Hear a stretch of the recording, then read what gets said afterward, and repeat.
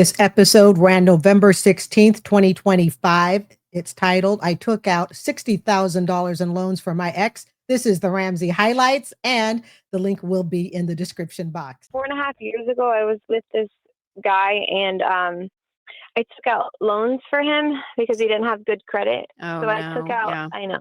Oh, yeah, it's So okay. I took out a business credit card, which was one loan, and then I took out a personal loan, which he used to buy like vehicles for his business, and then I also took out a golf cart loan. Okay. Guys, I try so hard not to stop early. You know what? Every now and then, okay, we have found the owner of stupid.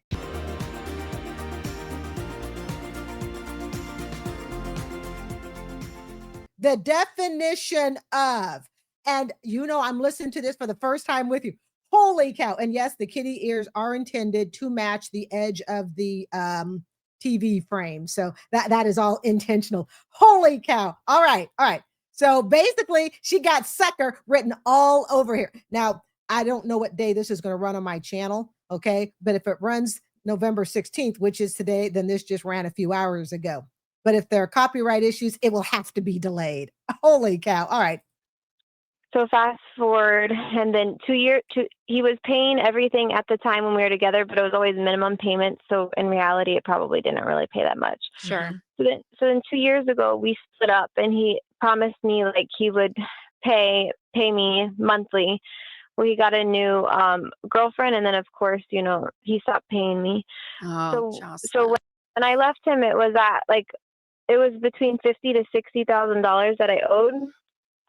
And I've gotten it down to $20,000. Oh, good for you. She's worked it down to $20,000. Jeez. Thanks. I sacrificed by moving back home, like in with my parents, and then I just worked a lot. I'm a nurse, so I'm kind of lucky there. I can find a good job. She's got to be a liberal. Oh, I'm just kidding. This is a non-political channel, okay? Oh, talk about the nurse with the bleeding heart. So, you need a car? I got it. What really gets me is the golf cart and personal loans and business loans. Now, my thinking is, okay, and I'm hearing this for the first time, all right? I'm thinking she needs to sue him for part of the business profit. Like she needs to find an attorney and say, I invested in your business because I'm the one who set up the capital for you to have a business. Now, this may not be worth it, if he's running a little hot dog stand, but some of those hot dog stands, you guys, they're making more than school teachers. Okay. We sit there and we say to ourselves, how is someone this stupid? How is someone this gullible? But we have to understand. Okay. And even in my own past, okay, we make decisions based on emotion. We make decisions based on what we think is going to get us what we want. Maybe she really, really wanted this guy. And she thought, if I do this, I do that. And I remember this. There are manipulators out there that are experts at putting on two faces. I bet he gave her more, honey, I love you. Oh, you're the one for me. I bet he did that night after night and she bought into it. Yeah. So I was always stuck between like filing bankruptcy or paying it off. So obviously bankruptcy is not an option, but I always just wonder like if I should try to go back and sue him to get the money. People always tell me to, but when I've looked into it, it's kind of like a gray area because to the lovely Jade and the lovely Rachel. Okay, they are not a married couple. And what would Ramsey say? There's really no contract. You're not married to each other. Basically what you did was you lent a friend, so-called, money. But unless it's written out in some agreement, this is the problem about getting your finances. Come on, you know how Ramsey feels about that. We do not mix our finances. Basically, she was playing house. He was playing sucker. So she became the sucker of the year. Remember this, if this plays today, then it ran a few hours ago. All right. So, oh my goodness, I can't believe it. All right. If your name's on it. I'm sorry? Because if your name's on the loan. Yeah. There's kind of a little bit of a dead end unless there was some kind of contract that you guys had, any type of legal documents. Probably not, Rachel. Did he? No. I rest my case. How do we know these things? Because once we get to a certain age, we just know. This was done between the sheets, so to speak, with the head rested on the pillowcase. Hey, honey, that was so wonderful. Do you think you could lend me some money? Sure. How much? Never, ever lend money or make promises when you're lying down. Always do it when you're standing upright, preferably out of the house and in a bank somewhere. No, there was no legal documents. You only, like, I have text messages, of course, where he'll be like, "Oh, I'm gonna pay you," stuff like that. She's not the brightest. That's okay. That's all right. Lots of us have been there. But nothing legal documents. I mean, you could get a consultation to see, but I really think that for you, you're so close to being done. You've got 20,000 to go, and you could just wash your hands of this entire situation. I think this is just going to go down as one of life's hard lessons. Don't fall for a boy. The cars that he bought with the loan, were the cars under his name? Yeah, they were under his name and the golf cart. It was dang. Oh, geez. Well, she'd have to take it to court, but man, I don't know if it's worth the work. Me thinks probably not. Really, okay. And he has all of it. Whoever's listening to this, don't make those mistakes. I'm sorry. Does he have everything? He has the golf cart. He has cars. Yes, he has the cars. The cars he bought with like cash, or like they were like vans for his trucking company, and they ended up wrecked. So that should have been fine. This is a disaster. The golf cart. Well, luckily, and then the golf cart is in his name also. So he made sure that it was just good for the capital, but all the ownership is in his name. He knew exactly what he was doing with her. I tried to call the bank because the loan's in my name, this all happened in Florida, in the state of Florida. Whoever's name is in the title, it doesn't matter who the loan is. Exactly. Basically, she was just a big old co-sign sucker. Even worse. Okay, it's actually all in her name.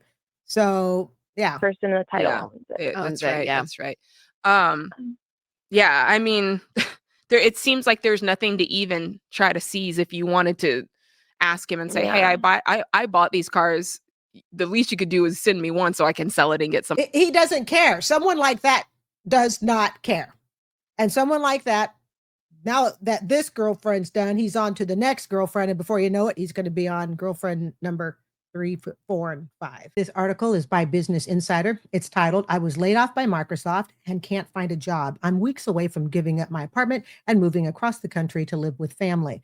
The author is Jacob Sinkula for Business Insider. It was published October 12th, 2025. On May 13th, I was getting lunch at a Panera Bread when I just happened to check my email.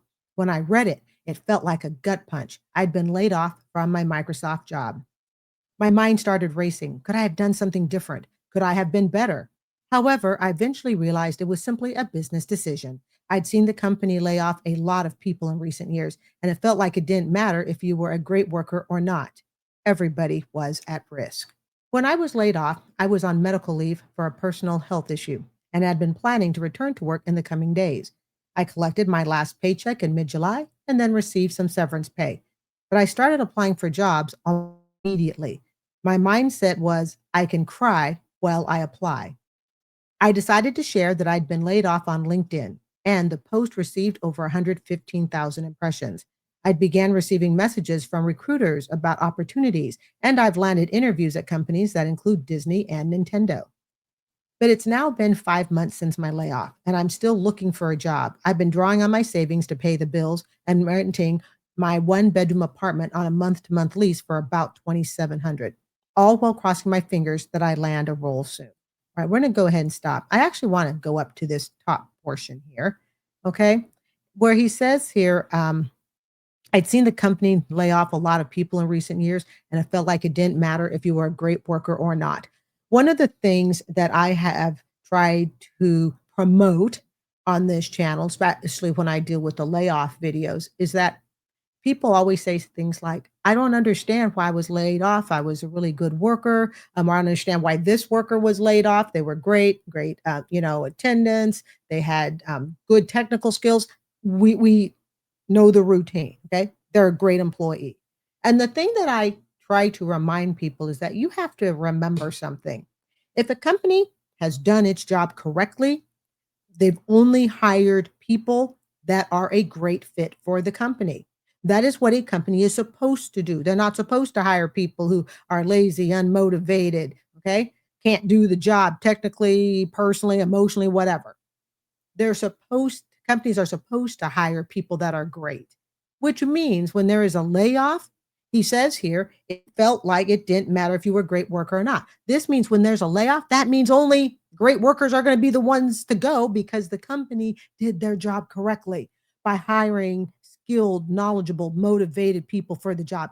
And I think this is something that we have to remember, when people are getting laid off, is that it wasn't you, it's about business. And when you work in the profit sector where the goal is to make money, you have to come to that understanding very early on that, look, you are working at a for-profit place and you will make more money than someone, say, like me, a school teacher.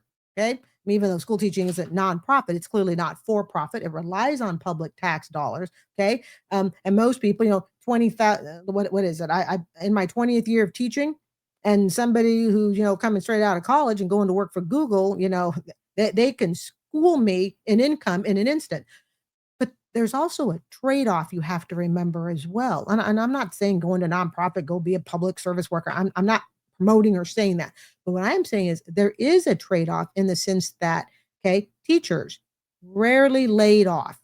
Very rarely. I mean, it does happen, yes, clearly. And some recent ones have even happened as well, dealing with teachers that, got hired during the COVID, and they were hired during doing federal dollars and stuff. So they had to lay some of those teachers off in certain parts of the state because they were hired based on federal COVID dollars. I'm giving you the real basics of it. Okay.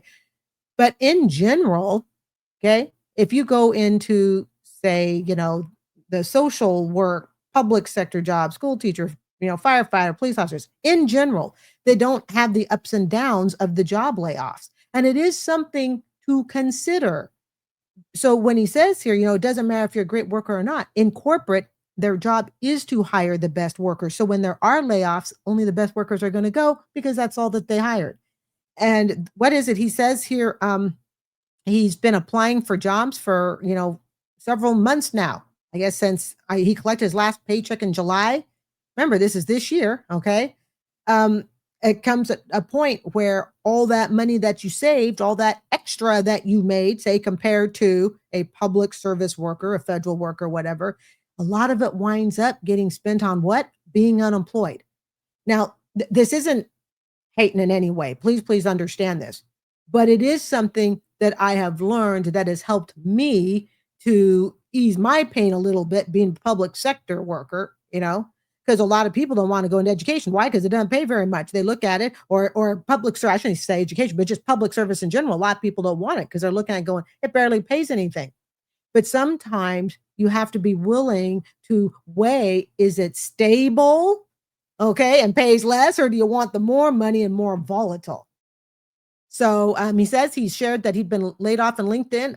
I got to be honest, I don't know much about LinkedIn, but it just doesn't seem promising to me if you do not know the person you are linking to directly. It's kind of like, what is it? It's who you know, not what you know. I think LinkedIn can be great if you actually know the person or you have very, very close ties to someone that says, hey, I want you to go to this person's LinkedIn, write them and tell them that I told you to contact them through LinkedIn.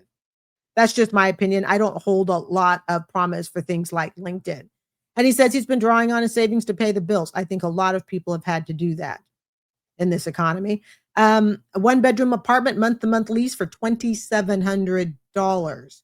That's a lot. I can't remember exactly where he lives. Okay, moving on. The job market feels daunting. If I had to guess why I, along with many others at Microsoft and other big tech companies, have been laid off in recent years, I'd point to two factors: overhiring during the pandemic and massive investments in AI. We're going to stop right there. I think he is absolutely right. No, not I think, I know. He's absolutely right about this. A lot of people, their jobs, the companies got bloated. Okay, like you said, overhiring during the pandemic, and AI has taken over a lot. And, young people that are not yet in college, we owe it to them to guide them into degrees that cannot be overtaken by AI. And I think, guys, it may be one of the best things to ever happen to the trade industry. Look, when my refrigerator goes, when I got a water leak and all that stuff, I've dealt with that. Okay. It's not, I don't need the white collar guy in a suit and tie that can, shuffle files. I need a person who knows how to crawl back behind my stove, get behind the fridge. I remember I live in a really small place and stop the water leak. I dealt with that about 6 months ago and he did a great job. So we owe it to young people to have them start looking at what are you majoring in college and where is it going to get you? And how does AI play a role? Whatever the reason, it's clear that finding a job in tech has become significantly more difficult. Before my layoff, I regularly heard from college students struggling to break into the industry. The market already seemed tougher than when I graduated, and now I'm seeing that firsthand. Scrolling. I'm in a spot where I have nearly 4 years of full-time experience. Not quite a new grad, but not senior level either. I think some companies are looking for one or the other, which has made my search harder. Excuse me. Others are seeking very specific skill sets. Well, mine can sometimes be viewed as more generalist. So I guess he's not as specialty oriented. As I've searched for work, I've been trying to develop my AI skills as job postings suggest that companies are increasingly valuing this expertise. Working at Microsoft also gave me insight into the value of AI skills. During my last year, I didn't personally feel that my performance expectations had risen too much, but I did feel some pressure to find ways to incorporate AI into my work. Now, well, AI is clearly important. It is clearly going into the future. We need to be careful that we don't wind up in student debt getting a bunch of certificates in AI. I think if you're going to study AI, so to speak, in industry, it needs to be very targeted. Otherwise, it's going to be like mass panic and hysteria. Oh my goodness, the jobs are all going AI. Get a certificate in anything AI, when in reality, you might be wasting your time, not to mention your money. My networking strategies are creating opportunities, but not job offers. During my job search, I've tried to replicate the strategies that got me to this point in my career. I dropped out of high school in 2009 for health related reasons. But eventually, I earned my GED and enrolled at a community college where I earned my associate degree and then went on to attend Florida State University. During this period, I built my network on LinkedIn. I now have more than 8,700 followers, which helped me secure interviews and ultimately land an internship at Salesforce. A company recruiter reached out to me, which is how I learned about the role and landed an interview. We need to be really careful about just accepting internship jobs to try to get into a company. Now, look, I'm not going to be the one to tell you whether you should or should not enter an internship job. But what I would tell you is if you are not entering an internship job with a very specific date that is agreed upon as to whether or not you're going to stay or whether or not you're going to be hired, then I would not take the internship. That's just my opinion. Okay. I've done internships when I was in college. That's pretty common. You get to work for free and all that. But if somebody just simply says, hey, I'm on, you connect with some recruiter or whatever on LinkedIn. Hey, I got a job for you. Always remember this. There's always a job opening for free labor. Okay. A job openings for free labor are plentiful, from the nonprofit to the public, okay, to the biggest corporate conglomerate out there. Free labor. It's always available. You don't want to blacklist yourself, so to speak, as a free labor person. Because if you do it too long, it could actually downplay your skills. Remember, I did spend 15 years in corporate before I became a teacher. And too much free labor can go against you. It should be, and it should be, in my opinion, also based on your skill set. So in other words, if I'm somebody who's got a lot of skill and talent, I should not have to prove myself working for you under a so-called internship than someone who might, just be getting out of college and they're trying to get their foot in the door. The reality is how long that so-called internship is, because it can be at all ages, all industries. Okay. It should be, is it commensurate to your previous work skills and experience? So just something to keep in mind. Having an internship on my resume helped me land full-time interviews after graduation. I had a list of dream companies, including Microsoft, Amazon, and Netflix. Let me do a quick side note here, guys. It goes to show no matter how bad the news is on Amazon, people always still keep applying. From, warehouse workers being abused, delivery people have to, tinkle in a cup or something to keep on their route. People still keep applying. Just keep that in mind. And I applied to a program manager role at Microsoft without a referral. After an interview, I eventually received a job offer. In 2021, I graduated from Florida State with a bachelor's degree in computer science and began working remotely from Microsoft due to the pandemic. In 2022, I moved to Redmond, Washington, where the company is headquartered. And before I was laid off, I had a six-figure salary. All right. Now, I read this for the first time with you. Just like with the Ramsey videos I listen to, I don't hear them in advance. I really go off title and a quick look at length. But on this channel, length means nothing. So says here, he had a six-figure job. How many of you would get a six-figure job? This is in 2022 when this happened. Okay. How many of you would get a six-figure job and immediately go, I'm rich? And you go out and you buy that car, you buy that big house, you swear that you're going to go on that annual vacation to Hawaii that you've always wanted to, when in reality, you need to take it and you need to slow down. Remember what I told you earlier? Remember what I told you, okay? There is more volatility to job layoffs when you go work for a conglomerate than there is in the private, low-paying sector. Just something to keep in mind. So if this were me, knowing what I know today, you have a six-figure job, I'd start living as if I was making $50,000 a year and banking it. Now, I'm going to be honest. That's coming on my years of experience now at age 58. Would I think like that in my 30s? Absolutely not. That's why I created this channel, help you see the mistakes that I made. I've never made six figures. I'm just making my point about money. Save your money. As I've searched for work targeting program manager, project manager, and product management roles, I've tried to rely on my existing network and make new connections. Okay, something else you need to also consider about with the existing network. And we've seen this in many different articles. Okay. Oh, I thought I thought when I worked there, we were all a team and we were all family. You're all family until you get laid off. The market gets tight. It becomes a dog eat dog, job find job world. And all of a sudden, you think your friends that may also be looking for a job or may also be under the threat of a layoff, do you think they're going to tell you about all the jobs they find? No, they're going to quietly go apply for that job. Why would they want to create their own competition? This is just the realities that people need to consider. Okay, so you can make networks, make new connections, very important. And I would definitely stay in touch with people that you've worked with if you had a good business relationship. But be careful that it may not be all the assistance that you think it is, especially if you were both on the same type of team, doing the same type of work. You both got laid off and you're like, hey, dude, you tell me if you find anything. Tell you if I find anything, I'm desperate for a job too, and I'm going to go apply and not tell you. You see, I'm just giving you warnings. All right. When I see a role that interests me, I reach out to the recruiter or someone with a similar job title at the company and ask what they think their company is looking for in a candidate. I then tailor my resume accordingly. That's smart. Okay. If you're applying at one place, you're going to tailor your resume to match that place and their goals. My personal advice is you should never apply seriously. I'm not necessarily talking McDonald's and stuff, but if you are seriously applying for some, professional position, you really ought to know what that company's mission and vision is. Like, to me, that is a sign that you not only, went and applied for the job, but you took the time to go to their website and find out what their mission and vision statement is. And then in a cover letter, address that mission and vision statement and say how you can help it.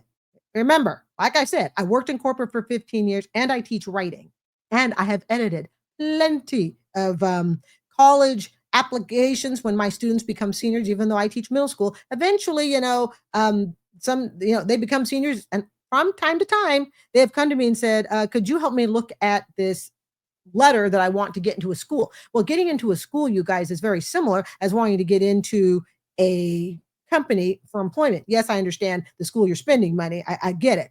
But either way, you're wanting their attention. And one of the things that I always did whenever I edited their letters, sometimes I edited them heavily, usually I did, but it's just years of experience. And one of the things that I always do, and I always tell the young people that were my former students, is I always say, do you know that company's mission and vision? Or do you know that school's mission and vision statement? Well, no. Okay. Get on their website, 2 seconds, find it. Now then, I want you to look at that mission and vision statement, and I want you to put it in your cover letter. And I want you to say something like, I something just simple like, I looked over your company's mission and vision, and I see that you want to do da da da da. I believe my skills will. You see what I'm saying? I'm trying to do this off the cuff, but I'm telling you, it's powerful. That is powerful, because if I'm an employer and I'm a recruiter, okay, for a company, I'd be like, my God, how many people look at mission and vision statements for a company?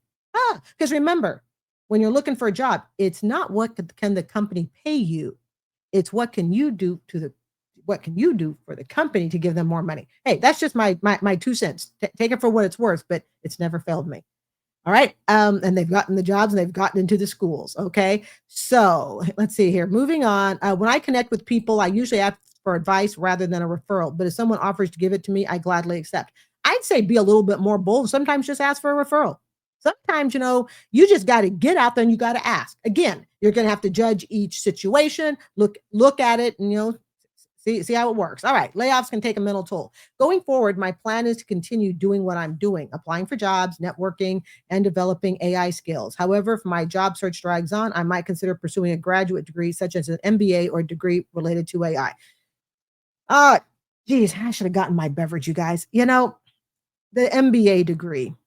Everybody wants an MBA degree. I think when I was in the 80s and 90s, I think the MBA degree was pretty sky high. It was like, wow. Now it seems no hating on the MBAs. Don't get me wrong. My brain don't think like an MBA, so I would not get accepted. Okay, but I think we need to be careful about just one more MBA graduate. If I had to pick, I'd go into AI. But again, specifically, what are you going into AI for? How are you going to help a specific company? Just a general certificate on, hey, I know how to do AI videos. Okay, just thinking about that. In addition to networking for job opportunities, I've also reached out to others who've been laid off to discuss our shared experiences. Layoffs take a mental toll, and it's nice to talk to people who can relate. Oh, I bet layoffs do take a mental toll, and my heart really goes out to people who are laid off. I sometimes visit the private MSFT survivors Facebook group, which includes people who have been laid off throughout the company's history. It's always interesting to read about what others are going through and their stories. It makes me feel like I'm not alone.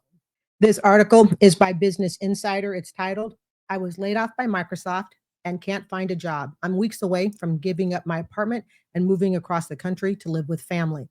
The author is Jacob Zinkula. It was published October 12th, 2025, and it focuses on a gentleman named Ian Carter who's been looking for work since being laid off by Microsoft in May 2025.